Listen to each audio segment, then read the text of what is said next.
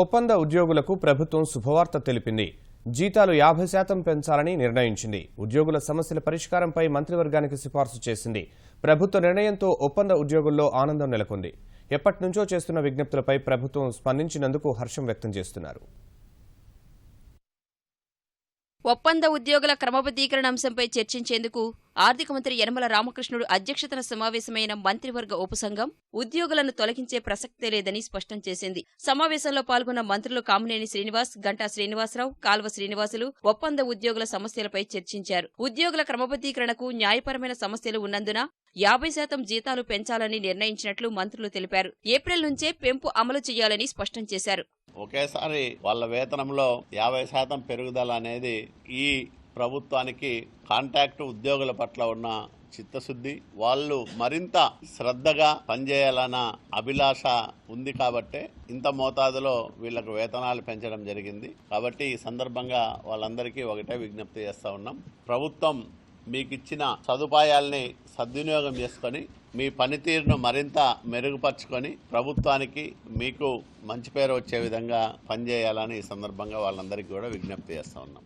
రాష్ట్రంలో మొత్తం 26,664 మంది ఒప్పంద ఉద్యోగులుంటే అందులో 14,600 మంది వైద్య ఆరోగ్య శాఖల్లో ఉన్నట్లు మంత్రులు తెలిపారు.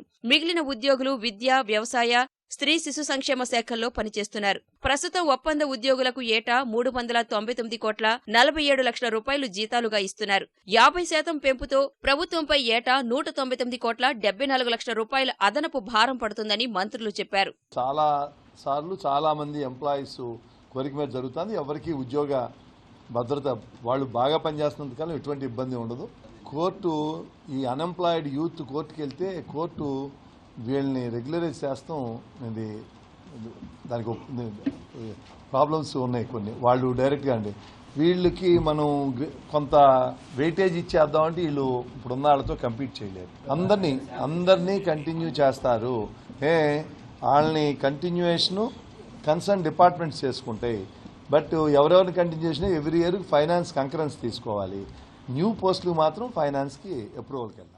ముఖ్యమంత్రి చంద్రబాబుతో సమావేశమైన ఏపీ ఎన్జీఓల సంఘం అధ్యక్షుడు అశోక్ బాబు వేతన సవరణ బకాయిలు, ఒప్పంద ఉద్యోగుల సమస్యలపై చర్చించారు. జీతాల పెంపును స్వాగతించిన అశోక్ బాబు క్రమబద్దీకరణకు చర్యలు తీసుకోవాలని ప్రభుత్వాన్ని కోరారు.